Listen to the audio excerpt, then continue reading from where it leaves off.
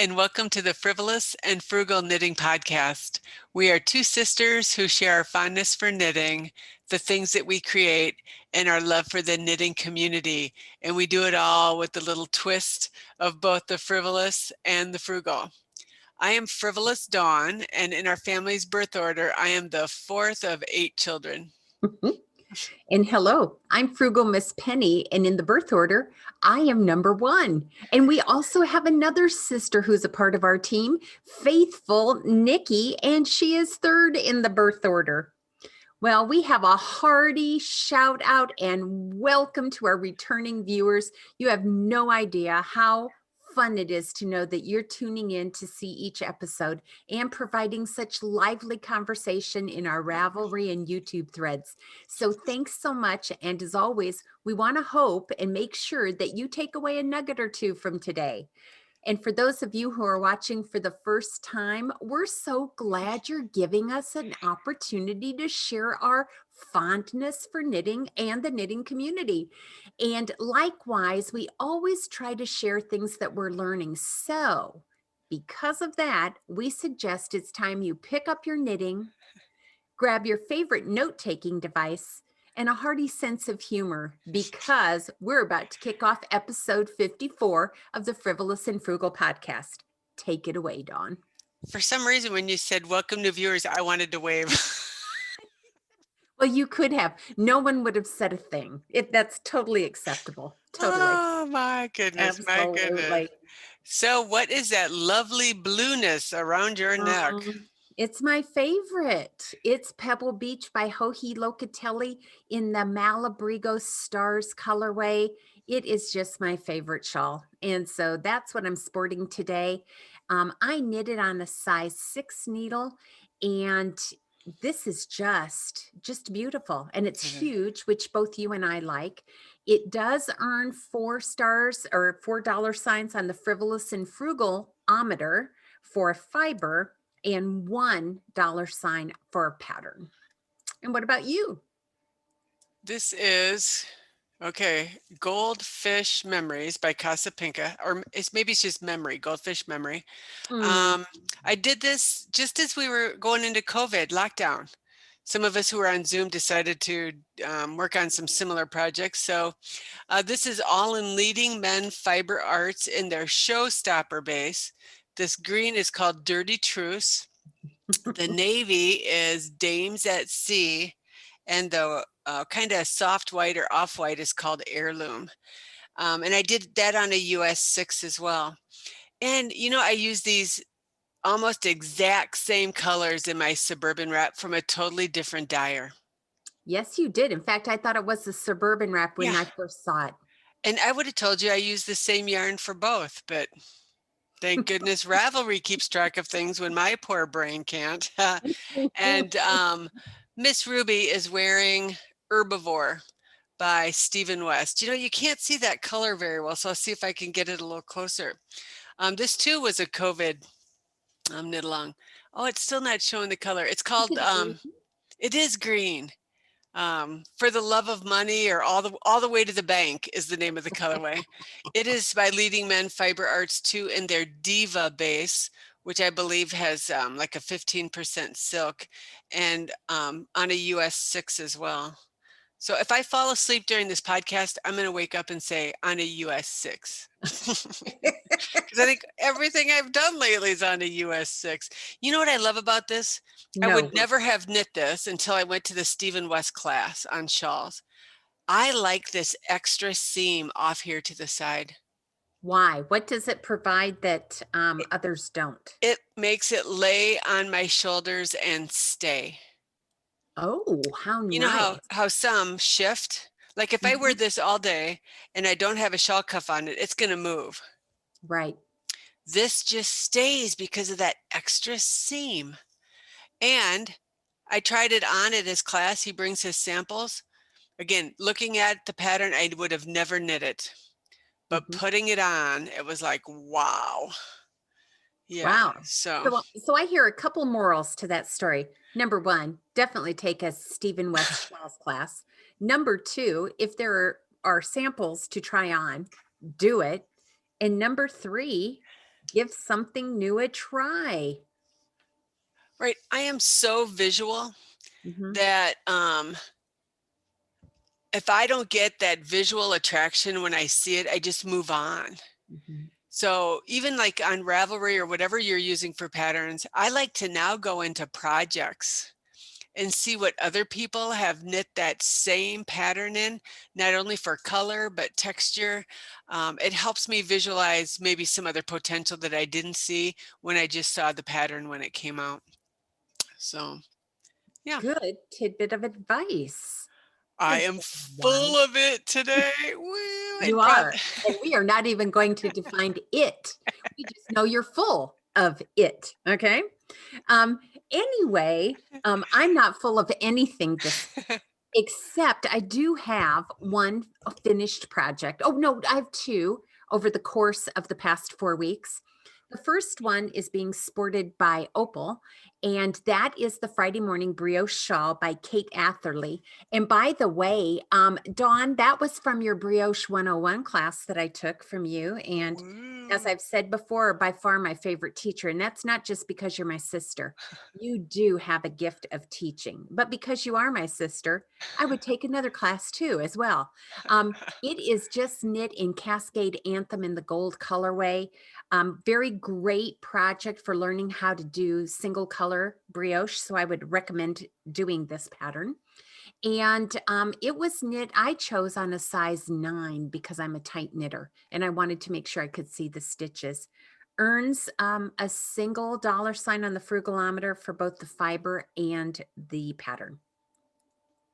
Yeah, that looks very nice. I couldn't think of what that was just when I saw it. It looked like a cowl, but now that you say that, that is good. And it's short. I used the entire skein and it's too short for me. So it's definitely going in the gift box. Okay, so maybe if you did it again for yourself, you'd use 2 skeins. Oh, easily. Yeah. Yeah. Because I think because it's asymmetrical, even the deepest part is only about what, 7 or 8 inches. And Yep. for me, I just want something a bit more, I guess, aligned with my size and my shape. So yeah, I would definitely add 1 or 7 skeins, whatever. Yeah. To me, if it doesn't go 100 inches, it's not big enough. It's a kerchief. Okay, so we used to say we had finished objects and then we said COFOs, Mhm. casted on and finished off between podcast episodes. So are you ready? I am ready. What did you cast on? I don't even know because we haven't even talked about it. Dawn, It look just at keeps you. going. Look at Oh that. my goodness. Yeah, Oh my goodness. it is Slipping Tiles by Stephen West. I was asked to knit this as a shop model for Magpie's Cottage using Kylie bamboo sock. So Joanne is indie dyeing and she dyed all of these colors. Miss Joanne, Yeah. how pretty. And Dawn, how beautiful. Yeah, I didn't How think it was beautiful. that big when I was knitting it, but when I blocked it, it was like, holy guacamole. So it's all slip stitches. Um, the base color, which is a really light gray, I ended up using almost 180 grams. So 2 skeins. And then with each of the 3 colors, a 50-gram skein. Joanne's going to have kits put together for this. We'll put the link in magpiescottage.net. So on a frugalometer, it all gets ones because she gifted me the pattern and she gifted me the yarn. So Well, and can I say on the frugalometer, I don't know of another dyer who so reasonably prices her yeah, fibers. She's very reasonably priced with her patterns and her fibers. So yeah. This was a pattern I think that came out in 2020 from Stephen West. It didn't get a lot of airplay. Not sure why. It's about 80 inches wide and 40 inches deep. So that is a deep.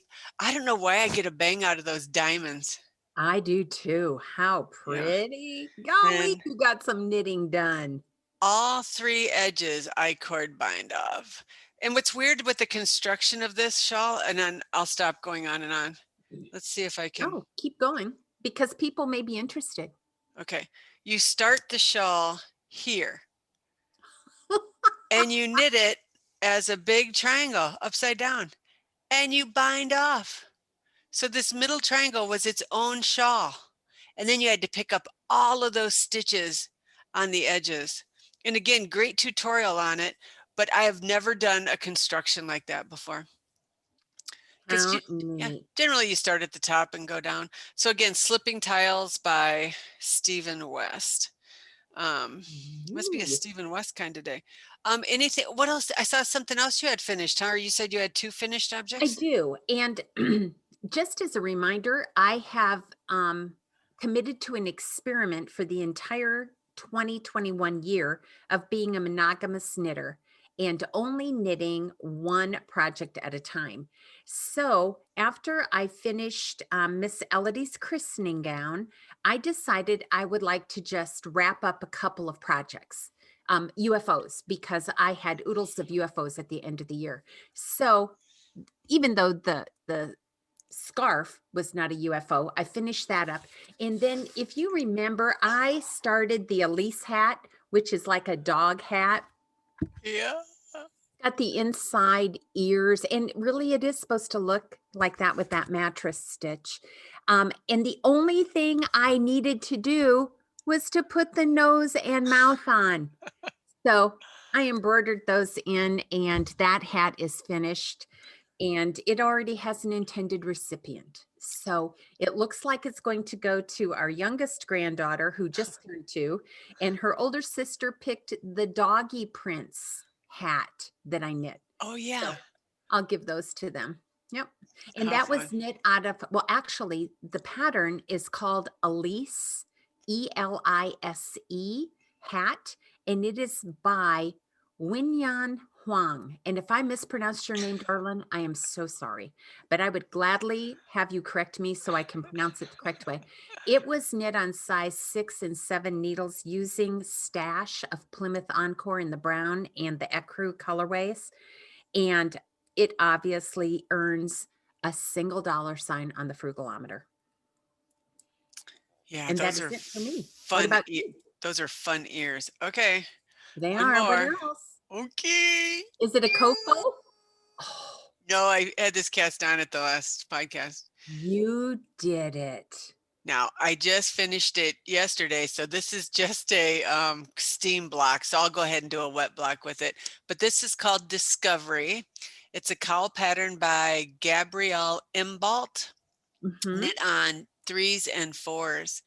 And let's see if I can get in a little bit closer so you can see those lace patterns. There we go. Yes. The blue is Malabrigo sock, nope, not Heritage sock in the marine colorway. And then this yellow, this white is a little speckled. I don't know if you can see that very well. Yep. It is Watts Up Merino silk. She's no longer dying. Really? I know. And the colorway is called Skull Candy. I'll tell you what I loved about this is that color work print would make a great like hat. I'm not so sure you can see some of the textures with the yarns that I picked. Also, I didn't follow the pattern.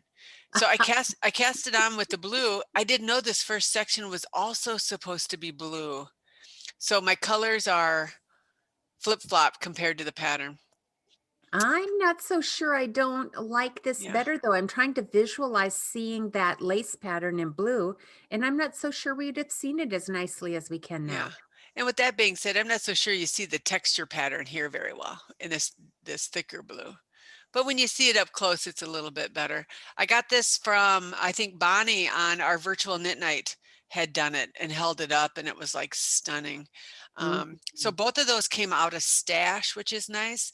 That is a paid for pattern on Ravelry. I'll give it 2 on the frugalometer for the pattern. I love the price point for Heritage sock. It's a reasonable price, but that Skull Candy's indie died, so I probably would give it a 3 on the frugalometer. I don't know why I'm into these cowls that have different little texture sections and lace sections, but That is lovely. And it Well, is supposed to get bigger as it goes. That's not a a gauge gauge issue. problem. And I think when you wet block it, it'll even be pull out a little bit nicer. So that is the only two things that I have finished since the last podcast as well. So what are you working on? What's on your needles? Well, okay, so I'm speaking out of both sides of my mouth, just so you all know, okay? So I am being monogamous in that over the last several weeks, I decided I needed to work on something that would keep my mind busy and help me to focus. So I picked up my wingspan again. Oh my. So I have not made what looks like huge project or progress. This is where I was the last time I showed you all. And that would be because I ripped out approximate or frogged. No, I didn't even frog. I tinked for 3 days about 6 inches. Oh, And the reason I did is because the row that I'm on right now did not look as sharp as that transition should have. Having tinked it all back now, I think I probably could have gotten by without tinking it because of a couple things. Number one, I hadn't blocked it. And I don't have a steam blocker like you. So I just wait until everything's done. That's usually when I look at it for mistakes as well. But just being honest here, because I don't monitor my knitting while I'm doing it. I am doing it to knit. So oftentimes I don't notice cockeyed pockets or missing arms until after I finish the garment. However, I kind of kept an eye on this one. And now going back, I think blocking would have gussied it up just a little bit. Secondly, the yarn I'm using has a lot of irregularities in it.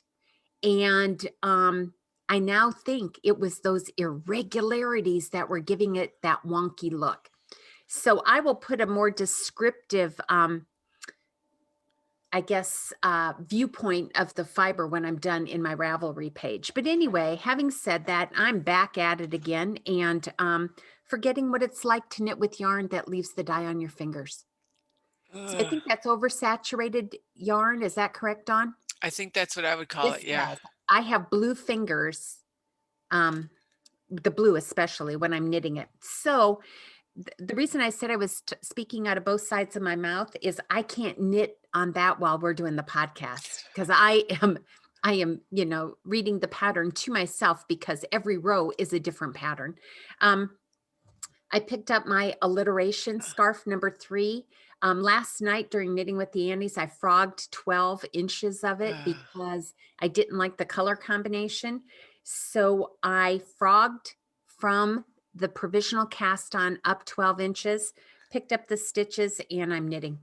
So I can do that while we're chatting and during our virtual events. I can't do that wingspan. Yeah. I'm with you on that. Some things just need the concentration. Now, what's Okay. on your needles? Well, Saltwater mittens. thank you, Miss Jen. She's our moderator for these mittens. She recommended binding the book.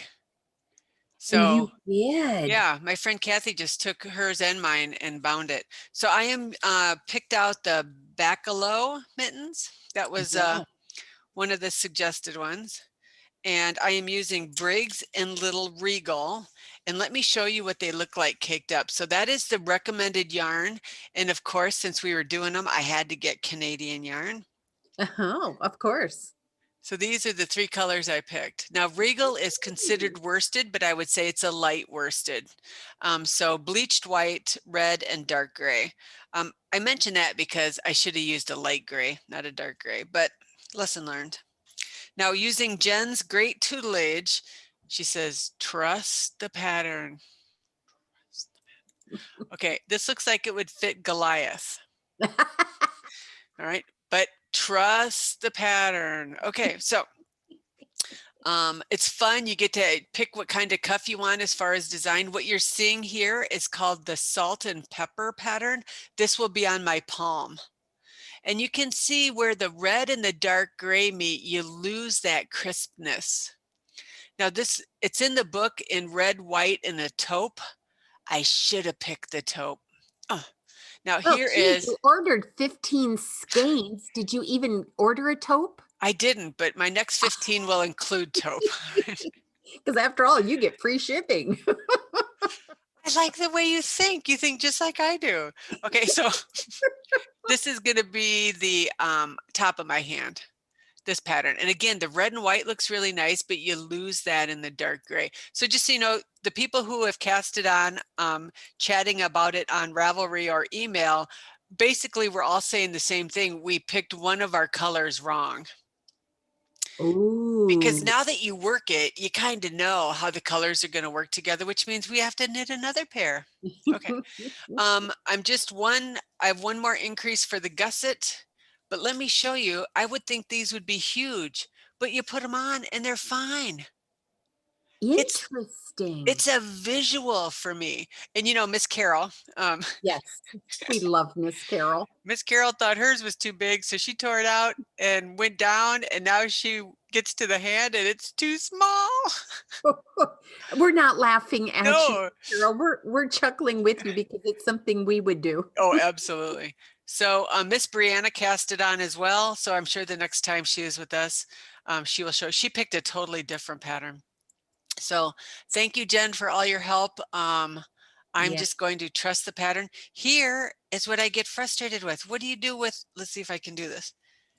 My yarn management skills stink. Look at this. Oh. So I'm constantly trying to get my yarn situated. So, and I'm trying really hard not to say bad words. Right. I may be thinking them, but so far I'm pretty good about not saying them, at least on the podcast. Well, that's good. Hey, I just had a thought, Dawn. What about the bags that was it Miss Sandy or Miss Joanne created that have the snaps? Could you put those 3 colors in the bag to help manage your yarn to separate it? I could, because Joanne gave me a bag, but I have 3 colors from another project in that bag. And these cakes are so big Are they? Okay. that I would just see if maybe Joanne could make me a bigger one, but that would help, I think, immensely. Okay. As opposed to just having these on your table. All right. So for my fellow frugal fiber friends, you know what you could do, Dawn? And I have some if you need them. Oh no. You could put each skein in an old knee-high nylon. Oh. I'll bring you about 50 when we meet in Wisconsin. Because you know what? It will keep that yarn separate. And then you can just flip-flop the nylons. And they're great conversation starters in public. Would you call that, in my mind, I'm thinking, is that a yarn condom? I think it might be. Okay. We're not even going to stay there. You know what we're going to do instead? I'm going to ask, what else is on your needles? The only other thing on my needles right now that I'm willing to share is I just casted on the Antler tuque by Tin Can Knits. That's the hat that was selected for our knit along this month.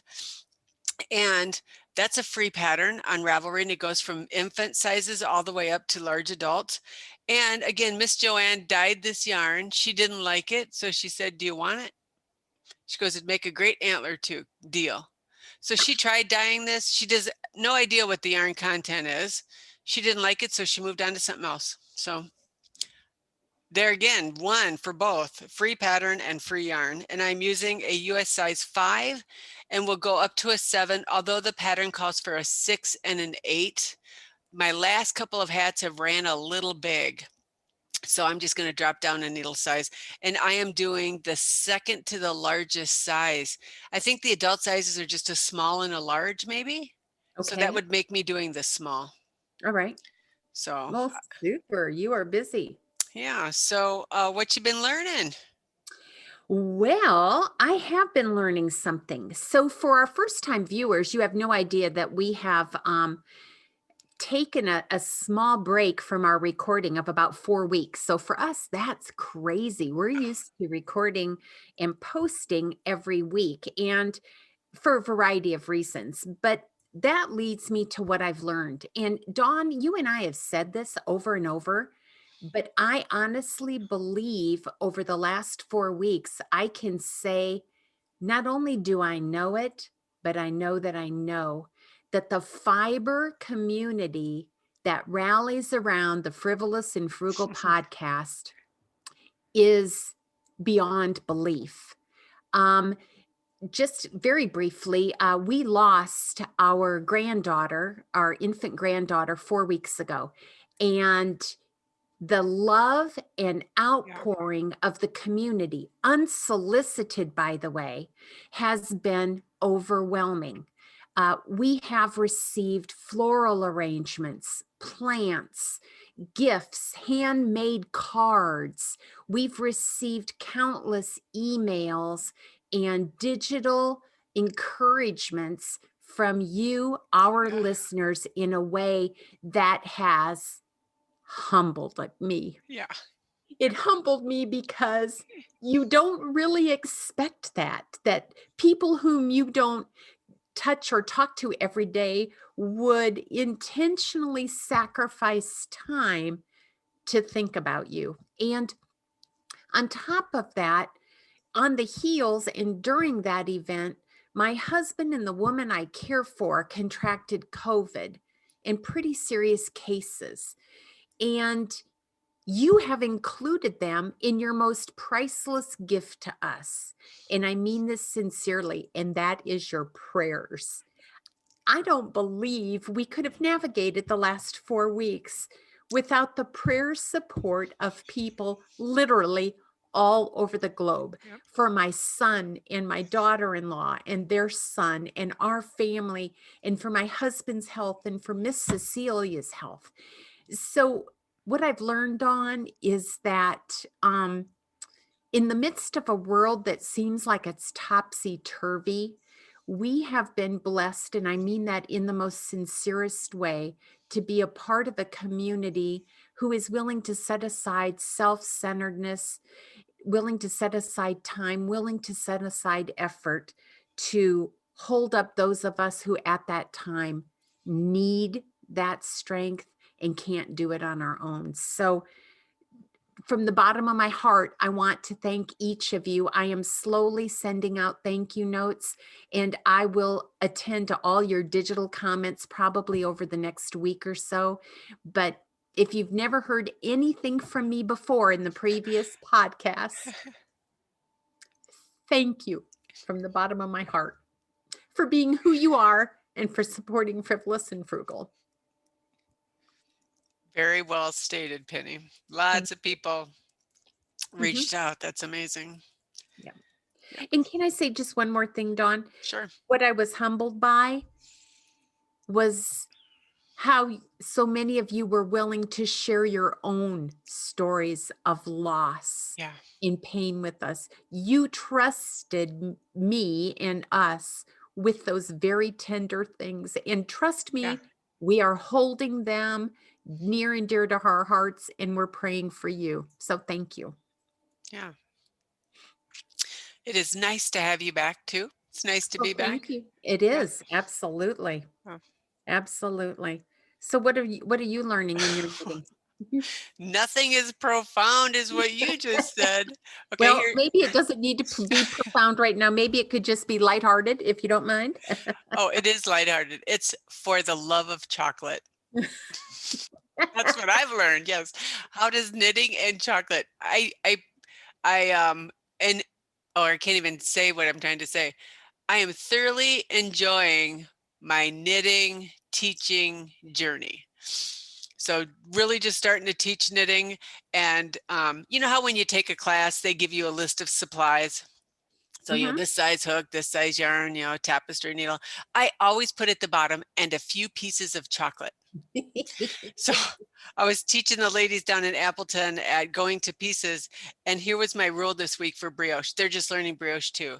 If you do a row of brioche right, eat a piece of chocolate. And if you make a mistake, eat 2 pieces of chocolate. And if you think your brain hurts, because it probably does, eat some more chocolate. Wow. So for the love of teaching to me equals for the love of chocolate. I'm thoroughly enjoying it. And maybe someday we'll put out a request for who's interested in online brioche classes. Or if anybody is interested, shoot us an email and we'll try to keep a list together. But it's going well. I'm doing face-to-face classes as well. But we're just kind of journeying our way through the different steps of brioche knitting. And gosh, I've enjoyed teaching beginning knitting too. So, and everything in between.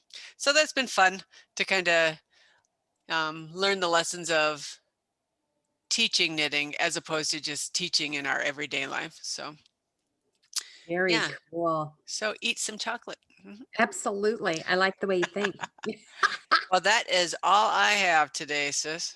Well, I do have some housekeeping, so let me get to that right away. Here at Frivolous and Frugal, we are back into the swing of things, so we want to invite you to participate in some of our upcoming events. Number one, remember, we're still waiting for that big 2,000 subscriber giveaway. We're not quite there yet, so as soon as we hit that number, we'll let you know. We also have a YouTube giveaway from this episode. The winner will be announced in episode 55 or our next episode. And as those of you who have participated before know, we always pose a question and then ask you to answer it in a thread on YouTube once this episode goes up. So here is our question for you to answer. It is, which weight of yarn is your favorite to work with and why? So we got talking during Knitting with the Aunties, and we kind of have a hunch that some of us lean toward one weight of yarn or another. And I think it would just be fun to hear what your favorite weight of yarn is and why. So post those responses for episode 54, and we will draw the winner during Knitting with the Aunties. On episode 55, it will be announced, and you will receive a little gift package from us. That means then for episode 56, we'll be choosing a winner from our Ravelry thread in the Finish Fix Flip or Frog thread. I wonder how many words we can get in that before this is all over. But anyway, that thread is where we encourage you to post pictures of projects that you have either fixed, you frogged, you flipped it from one thing to another, or you decided just to frog it and make it into something new. And if you need inspiration or ideas, just open up at any point in that thread, and I have a hunch you're going to get ideas that will help you figure out where you want to go next with that one project. Or maybe those 7 or 8 UFOs you have, or those 17 or 18 UFOs you may have. So those are our giveaways coming up.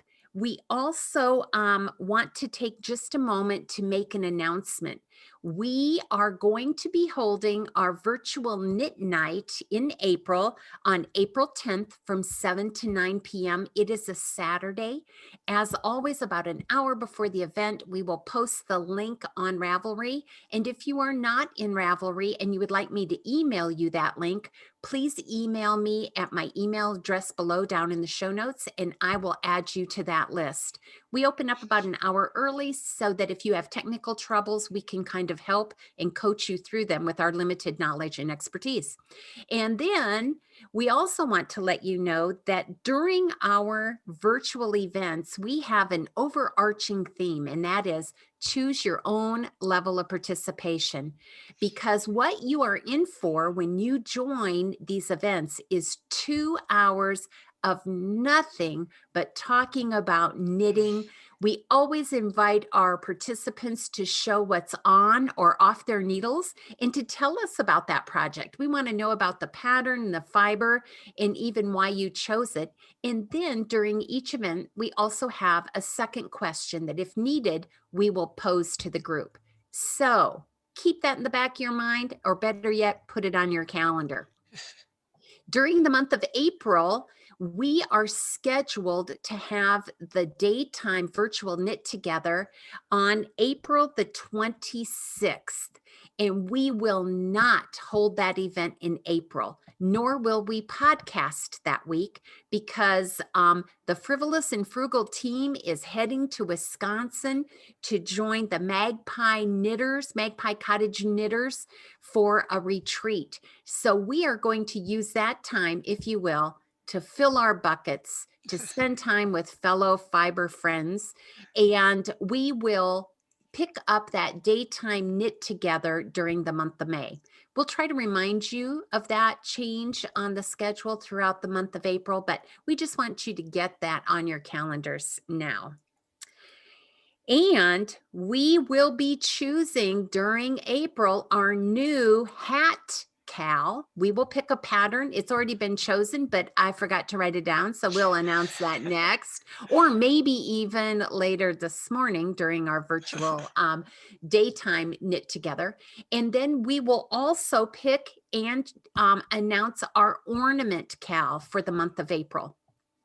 Let me also suggest, Dawn, and I think it's okay to do this, if you're interested in casting on a saltwater mitten, it's not too late, is it? Not at all. Okay, so if you would like to knit a pair of mittens with us, please hop in the thread and do so. Honorable mention, I've already said every one of you who has been so gracious to our family during this time, you deserve a shout out, and we want to thank you very much. We also have a very special honorable mention for 3 friends of ours who happened to carve out time for us, not only on Zoom, but face to face. And that would be our dear friends, Miss Irene, Miss Joyce, and Miss Angie from the 3-Ply podcast. Ladies, you have no idea what it meant to us to spend time with you one-on-one, to hear your heart, to hear your wisdom, to learn from you and to receive your encouragement. And I am so glad you got to meet in person, not only Frivolous Dawn, Fearless Miss Brianna, but you also were able to meet Faithful Nikki and her best friend, Miss Donna. Thank you, thank you, thank you. That doesn't seem to be enough, but I hope you hear our hearts beating loudly as we say that. And if you have not yet tuned in to the 3-Ply podcast, would you please do that? I believe you're going to see some of the most beautiful projects and learn some wonderful things about their knitting adventures and their fiber adventures, because Miss Angie is a pretty prolific crocheter as well. Yeah, she is. So it's a great podcast that offers a variety of fiber arts. So thank you, thank you, thank you. Hey, and just a quick shout out to Miss Sandy. Oh, So- isn't it Sandy blessing Frivolous and Frugal again? We got oodles of bags again to give my away. Okay, goodness, look at Miss this one. Sandy. Look at you. It has our name on there. Absolutely. So we got small bags, large bags. So we'll be using those for the next set of giveaways. But how delightful to spend a few hours knitting with her. Mhm. And I believe she's joining us at the Magpie Retreat. Oh, wonderful. I can't wait to meet her and give her yeah. a hug. Thank you, Sandy, for being so gracious to our community. We Yep. appreciate that. Absolutely. And you know what I'm not going to forget, Dawn? What would Nikki say? Some lessons are hard to learn. And you know what? Our dear faithful sister, Miss Nikki, always gives us a little tidbit to chew on. And for those of you who are first-time visitors, she doesn't knit at all. She is an avid golfer, yet she has embraced our knitting and even spent 2.5 hours with the 3-Ply ladies at Elgin Knitworks. She and Miss Donna sat through that whole thing like troopers. I don't know if you and I could behave that long if they were talking about golf. Yeah, probably I don't not. know. Anyway, but thank you, ladies, for doing that. And thank you for being a part of it. But anyway, this is what she would leave us with today to ponder and think about. Life is grand when you are able to spend time with those that have the same interests you do, whether it's knitting, teaching, or golfing. This creates bonds forever. Yeah, And you're right, sis, it does. absolutely. So until we meet again for episode 55, Frivolous Dawn and Frugal Miss Penny are hoping that your week is filled with the sweet twist of the frivolous and frugal. Looking forward to seeing you next time. Bye-bye. Bye.